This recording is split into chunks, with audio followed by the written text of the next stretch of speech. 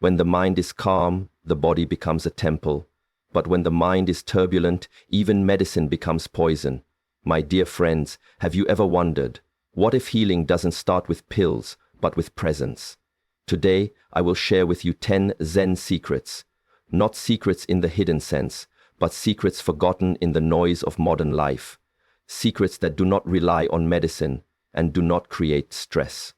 Because real healing comes not from adding more, but from removing the unnecessary. Explain key point 1 into 400 words and don't mention subheadings. ChatGPT said, "True healing does not begin in a pharmacy or a doctor's office. It begins in the stillness of our own awareness." In the Zen perspective, health is not merely the absence of disease, but the presence of harmony between body, mind, and spirit. This harmony can only be accessed through conscious awareness. Often, we seek external solutions for internal imbalances. Pills for anxiety, medications for stress, distractions for emotional discomfort. While these remedies may offer temporary relief, they rarely address the deeper root of suffering. Awareness is the gateway to that root. When we become truly present, observing our breath, our thoughts, our sensations without judgment, we create a space in which the body and mind can begin to repair themselves.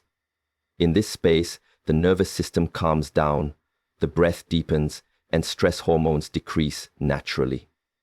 This is not philosophy, it is biology aligned with mindfulness. The body is not separate from the mind. When the mind is turbulent, the body suffers. But when the mind is still, the body follows suit, entering its natural state of regeneration. Breath is often the first tool in cultivating this healing awareness. Something as simple as a deep, mindful inhalation, followed by a slow exhalation, can reset the entire system.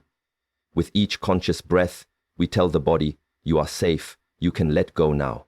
This act alone, one that requires no medicine, initiates a powerful healing response. Over time, as we bring awareness into more moments of our daily lives, walking, eating, resting, the healing becomes not just a response, but a way of being. The most profound transformations often occur not when we add more, but when we remove the excess, overstimulation, mental clutter, emotional tension. Awareness acts as the gentle flame that burns away this fog. It does not judge. It does not rush. It simply notices, and in that noticing, the healing begins. Therefore, the essence of Zen healing lies not in fixing what is broken, but in seeing clearly what is already. Nature has no urgency, yet everything gets done. The trees do not rush to grow. The seasons change in their own time. The sun rises and sets without anxiety.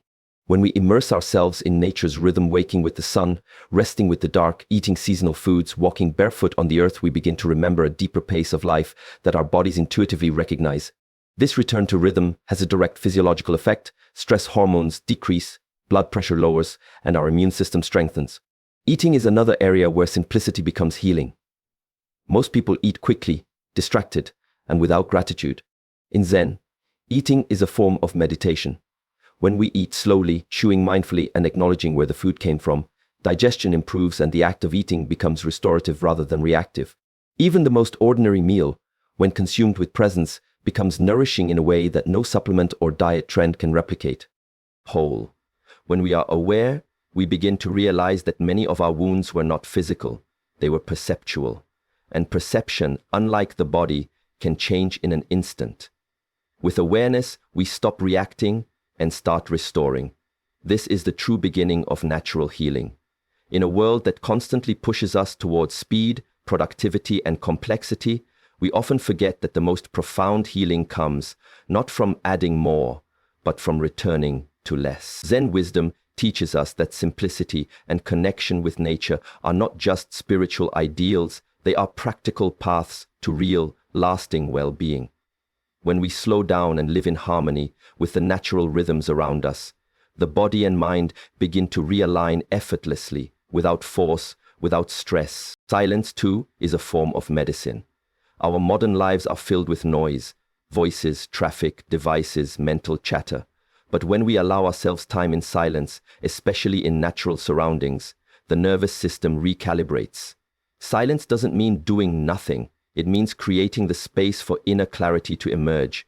In that clarity, we often find the answers we've been searching for, not from outside advice, but from within ourselves. Returning to simplicity is not about renouncing the world. It is about rediscovering what we've overlooked.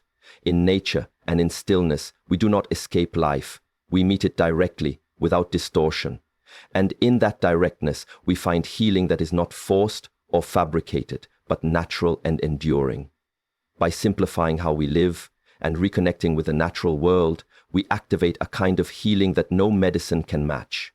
This is the quiet power of living in balance with life itself. Healing is not just a physical process, it is deeply emotional and energetic. One of the most overlooked aspects of natural healing is the act of letting go. We often carry invisible burdens, resentment, regret, old stories, identities we no longer need, and expectations that weigh us down. These mental and emotional loads, though unseen, impact the body profoundly.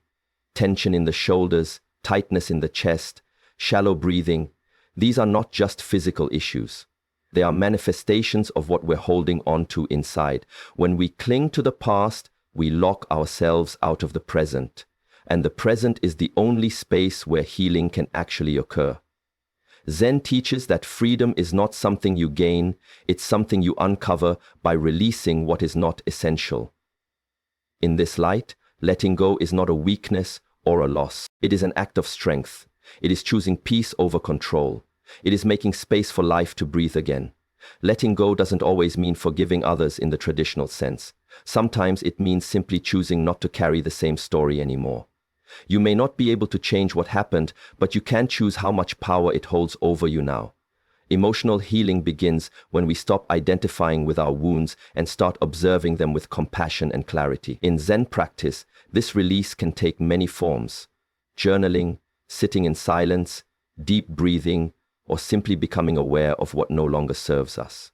As we let go, even just a little, we create space for the body to rest, for the mind to quiet, and for the spirit to emerge. This space is not empty. It is full of potential. It is in this space that healing takes root. Often, we search for healing by adding more treatments, more advice, more effort. But true transformation happens when we subtract, when we stop trying to fix and start allowing things to unfold naturally without resistance. The paradox is that by letting go, we gain access to what we were seeking all along: peace, clarity, and balance. We don't need to carry everything. In fact, we were never meant to. Letting go is how we remember that. And in remembering, we begin to heal. In the modern world, doing nothing is often misunderstood. We are conditioned to believe that productivity equals value and that stillness is laziness. But from the perspective of Zen, stillness is not emptiness. It is the most powerful form of restoration. It is within moments of non-doing that the deepest healing happens, because the body and mind finally have space to return to balance without interference. When we stop trying to control, solve, or chase outcomes, we give our system a chance to reset naturally. Zen masters often sit in meditation for hours, not to achieve anything, but to simply be. This being is not passive. It is active in its presence. In the silence of sitting, in the pause between thoughts, something profound occurs. Stress begins to dissolve, mental fog lifts, and physical tension releases. It may look like nothing from the outside, but internally, it is a radical act of self-repair. Our nervous system is not designed to be constantly stimulated, yet we fill our lives with screens, noise, and to-do lists that never end. Even when we rest, our minds continue racing. This chronic activation keeps the body in a state of low-grade fight or flight, preventing true healing. Doing nothing, consciously, deliberately, interrupts this pattern. It tells the body, you are safe now. And in safety, the parasympathetic system activates. This is where digestion improves, immunity strengthens, and the heart rate slows. The stillness of doing nothing also reveals what is usually hidden. When we stop distracting ourselves, we come face to face with our own thoughts, emotions, and deeper truths. It may be uncomfortable at first, but it is honest, and honesty is the foundation of healing. We begin to see where we are holding stress, where we are resisting life, and where we need to soften. You do not need to sit on a mountain to experience this. You can sit quietly in your room, lie under a tree, or pause between tasks during your day. What matters is the intention. To be still, not out of exhaustion, but out of choice. In that choice, we return to our natural state, a state not of doing, but of being. And in being, the healing begins, not by force, but by grace. One of the most powerful insights in Zen healing is the understanding that we are not defined by our illness, our stress, or even our thoughts. Beneath the surface of all the roles we play and the stories we carry, there is a quiet presence, a clear awareness that is untouched by chaos. This awareness is who we truly are. Remembering this is not just a spiritual idea, it is a deeply healing realization. Because the moment we stop identifying with our pain, we begin to loosen its grip on us. We often say things like, "I am anxious," or "I am broken," as if those states are our identity. But these are passing conditions, not permanent truths. The real I is the one that notices the anxiety, the observer of the experience. That part of you is not stressed, not sick, not overwhelmed. It is simply aware. This awareness has no age, no wound, no weight. And when we connect to it, even for a few seconds, something shifts. We stop being consumed by the moment, and instead, we begin to witness it with compassion and clarity. This shift in identity, from the reactive self to the witnessing self, is the foundation of deep, natural healing. Because so much of our suffering comes not from what is happening, but from our belief that we are trapped in it. But when we rest in awareness, we see that nothing can trap us. Not thoughts, not pain, not fear. These are like clouds passing through the sky. The sky itself remains unchanged. Remembering who you are is not about escaping your problems. It's about facing them with the understanding that they do not define you. When you stop trying to fix yourself and start recognizing your wholeness, you approach healing from a place of strength, not struggle. Even in the presence of illness or stress, you can remain connected to that deeper self, the one that is always calm, clear, and capable of healing. This is not something you need to create or achieve. It's something you return to, a truth that has always been there, waiting behind the noise. And the more you return to it, the more you realize healing is not about becoming something new. It is about remembering who you've always been.